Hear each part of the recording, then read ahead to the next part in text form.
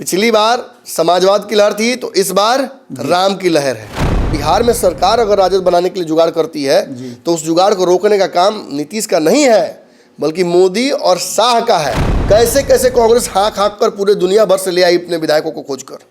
इसमें भूमिका लालू प्रसाद की भी थी।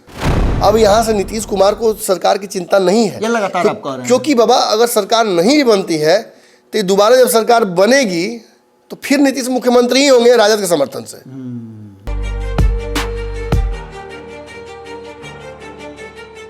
नमस्कार, एक बार फिर से आपके सामने हाजिर हैं और हाजिर है तो इसका मतलब है कि विशेष पंचनामा है। विशेष पंचनामा में आज जो खबर हम आपके सामने लेकर के आए हैं, ये खबर आने वाले 10 दिनों तक आपको परेशान करेगी।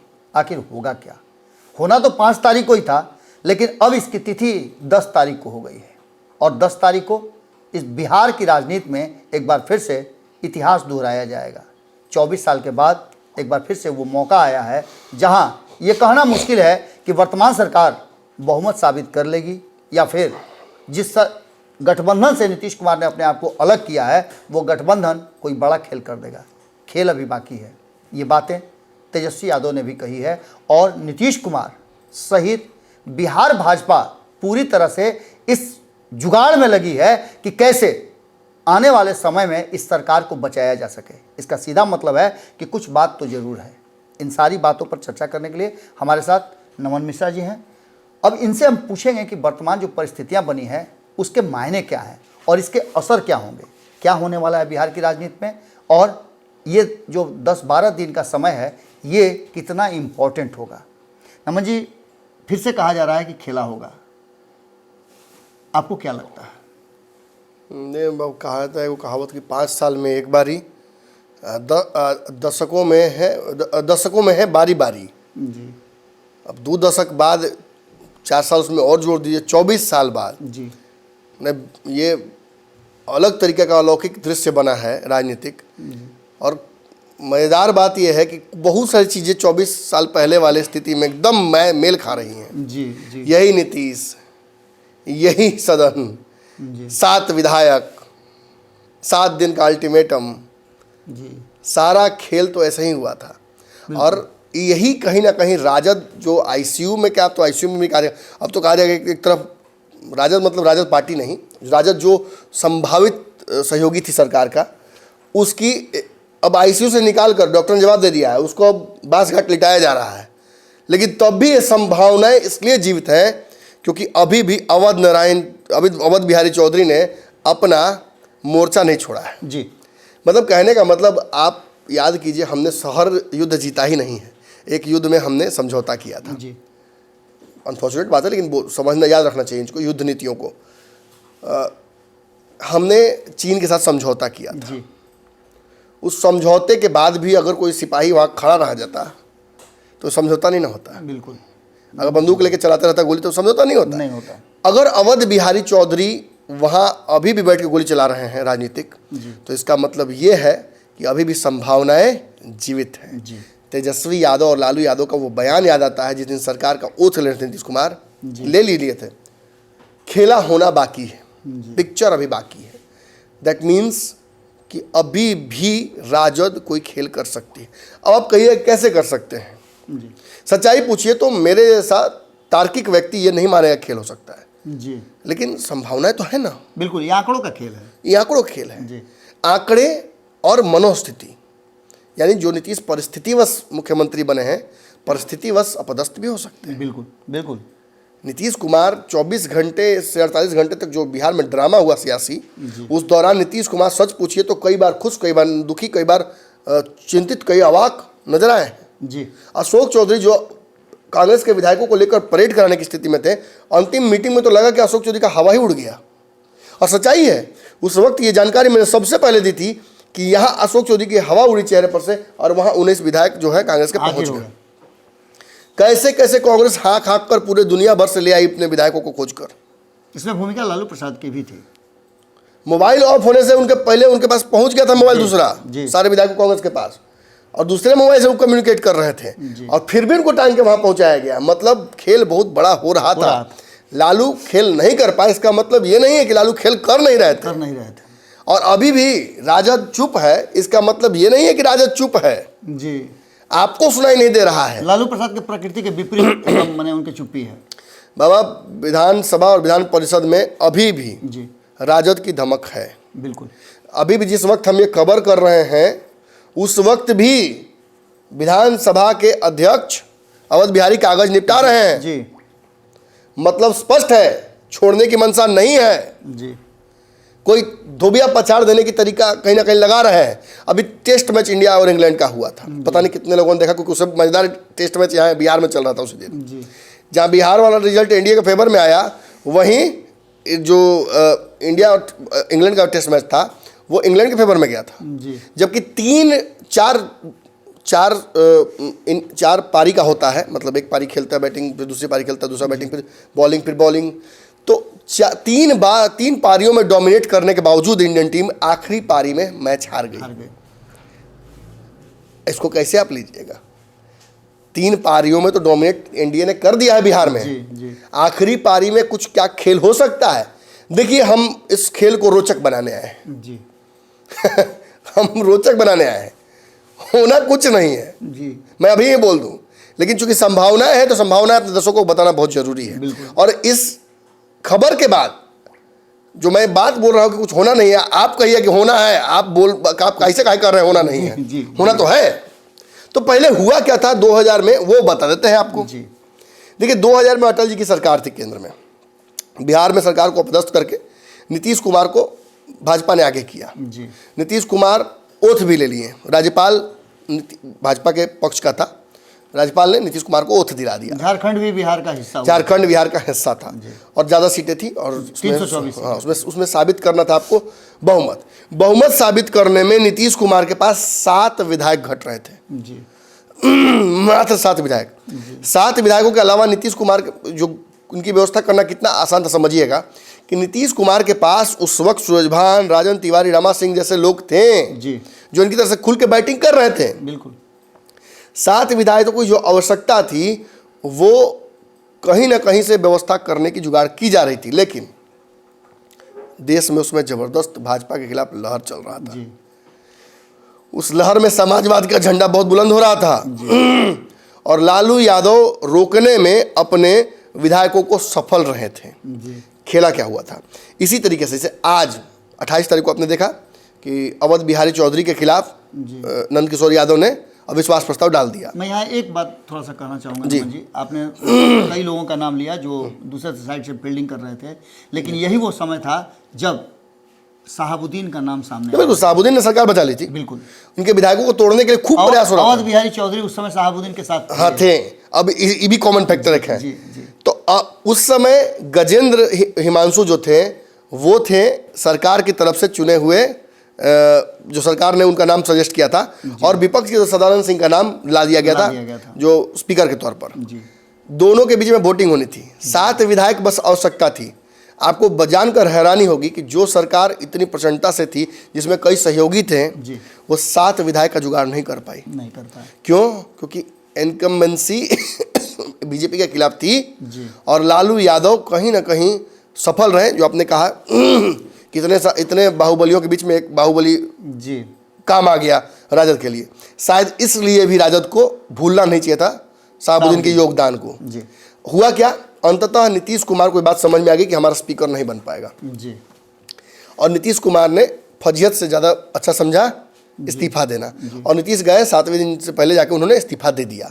सरकार नहीं बन पाई नीतीश कुमार की। फिर चुनाव हुआ, और जो फिर हुआ तो आपको याद ही है सब। और वो परिस्थिति दोबारा आज 24 साल बाद बनी है। क्या क्या सब मिलता जुलता है? तो नीतीश शपथ ले चुके हैं फिर। जी, राज्यपाल का इसमें बहुत बड़ा रोल रहा है। जी, 7 विधायक इस बार राजद को नहीं, नीतीश को नहीं चाहिए, बल्कि उल्टे लालू को चाहिए। लालू को चाहिए। पिछली बार समाजवाद की लहर थी, तो इस बार राम की लहर है। और जिनको सच में अभी भी नहीं बुझा रहा कि राम की लहर है, तो इंतजार कीजिए, आपको सीधा न्योता रामे जी की तरफ से आएगा। मतलब वो वाला बांसघाट वाला नहीं, मतलब वो वाला न्योता जिसमें आप जाइएगा और जाके दर्शन कीजिएगा। हम लोग तो इतने कुकर्मी है कि हम लोग को दर्शन करने का लगता है कि 2-4-5 साल बाद भेंट मिलेगा। लेकिन चलिए, राम आ गए तो बड़े घर में माने आ गए हैं बाबूजी, तो कब ने आज तो कल भेंट होगा करेगा, 2-4 थप तो खाना ही है। जी, बिल्कुल।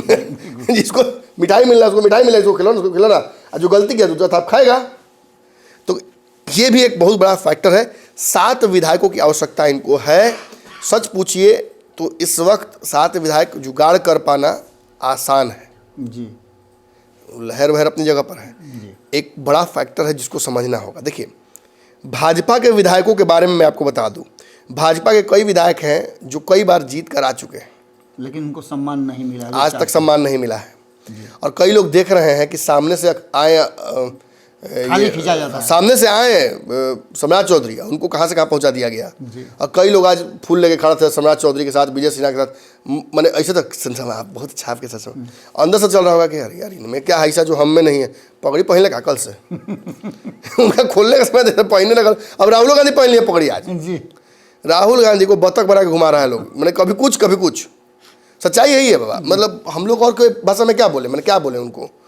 एक अच्छे नेता है, जहाँ जा रहे हैं पनौती अमित नरेंद्र मोदी को बना रहे थे, अपने बन गए। उन्होंने एक बयान भी दिया है जी, उन्होंने बयान दिया है कि नीतीश कुमार जी जब शपथ ग्रहण लेकर के चले तो बीच रास्ते में उन्हें याद आया कि उनका तो गमछा जो है वो छूट गया है वहीं, तो तुरंत वापस गए। राज्यपाल ने कहा अरे इतना जल्दी।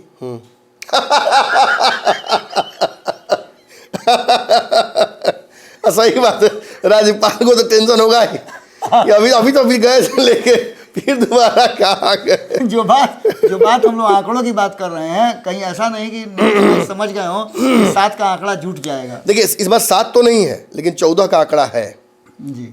14 का आंकड़ा है। 7 दिन नहीं 14 दिन, 14 का आंकड़ा है जी। 28 तारीख को नंद किशोर यादव के माध्यम से भाजपा ने अविश्वास प्रस्ताव अमित बिहारी के खिलाफ डाला है।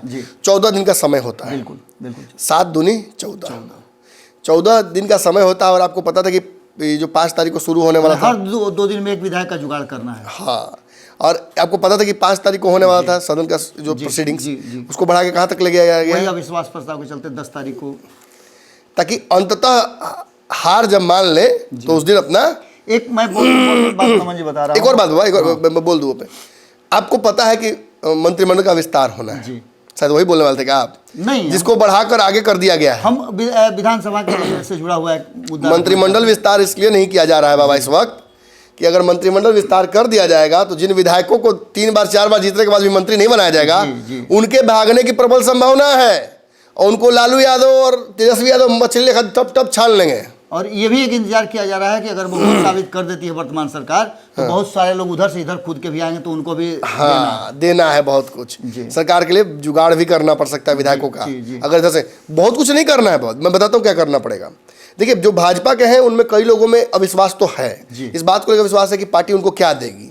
मंत्री बना ही नहीं रही है, जीत के आ रहे हैं, MP का टिकट नहीं मिलेगा क्योंकि नीतीश कुमार तो अब सीटियों का कटेगा, जो स्थिति है फिर कटेगा। कई लोग तैयारी थे, पिछली बार कट गया था तो बोले कि बार मिलेगा, नीतीश नहीं है, फिर वही स्थिति आ गई। तो भाजपा के लोगों में ये समस्या है। वहीं जदयू के लोगों में आपको सीधा पता होगा बाबा कि एक तरफ ललन सिंह और दूसरी तरफ विजेंद्र यादव पद का शपथ भी ले रहे थे तो बहुत खुश नहीं थे। और ललन सिंह का तो कुछ समझ लीजिए सीधा बात, ललन सिंह के मुंह पे तो हंसी ही गायब हो गई है। जी।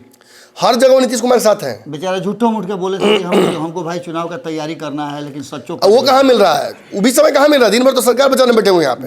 बिल्कुल। जाते क्षेत्र में रहते मटन पार्टी होता। विजय सिन्हा बोले थे कि नीतीश कुमार सिक्कड़ में बांध लिए अपने साथ कि विजय सिन्हा बोले थे कि कुत्ता गायब हो गया है सब मुंगेर का, देखना पड़ेगा कि मैंने वापस आता है सब कि नहीं। बिल्कुल। नमन जी, संभावनाओं की बात हम कर रहे थे और संभावनाओं में एक बार फिर से आपने जैसा कि बताया कि 2.5 दशक के बाद लगभग एक बार फिर से ये मौका आ गया है। अगर ललन सिंह और विजेंद्र यादव जी अभी भी एक्टिव है या ललन सिंह ही एक्टिव है, ललन सिंह कुछ नहीं करें, अगर कुछ विधायकों को उस दिन गायब कर दें, गायब माने की अंडरवर्ल्ड गायब नहीं, बिल्कुल, ये कन्विंस करने में सफल हो जाए कि आप मत आइए जी सदन के प्रोसीडिंग्स में, जी अविश्वास प्रस्ताव है उसमें ऐसा संभव है। कई राज्यों में ऐसा हो चुका है। मैं वही बात कर रहा था कि तो आज मैं जब खेल हो सकता है। आज मैं विधानसभा जब गया था तो चर्चा इस बात की जबरदस्त थी।